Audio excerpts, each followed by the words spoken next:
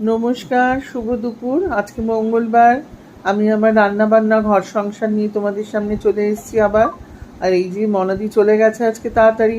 এখানে আমাদের ভগবানের ভান্ডারা বলে একটা সংস্থা আছে, এখানে আজকে ভান্ডারা আছে। প্রতিদিনই এখানে অনেক দুস্থ মানুষ খাওয়া দাওয়া করে, এখানে ভগবানের প্রসাদ পায়।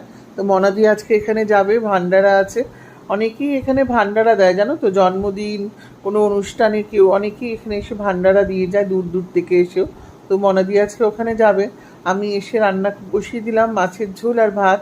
আলু দিয়ে পাতলা করে মাছের ঝোল করলাম, ভাত বসিয়েছি। আর ভাতে একটা কুমড়ো দিয়েছি, আর থানকুনি পাতা দিয়েছি একটুখানি।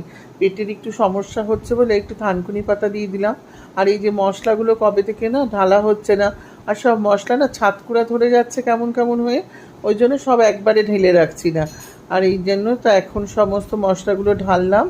আর তারপরে না বৃষ্টিও হচ্ছে, ছাদে উঠবো করে খুব ইচ্ছে করছে, একটু বৃষ্টিটা ছাদ থেকে গিয়ে দেখি, কিন্তু কাজকর্ম সারা হয়নি বলে যেতে পারছি না। যাই হোক, রান্নাবান্না করে খাওয়া দাওয়া করে ছাদে গেলাম। গাছগুলো খুব সুন্দর সবুজ হয়ে রয়েছে, দেখতে খুব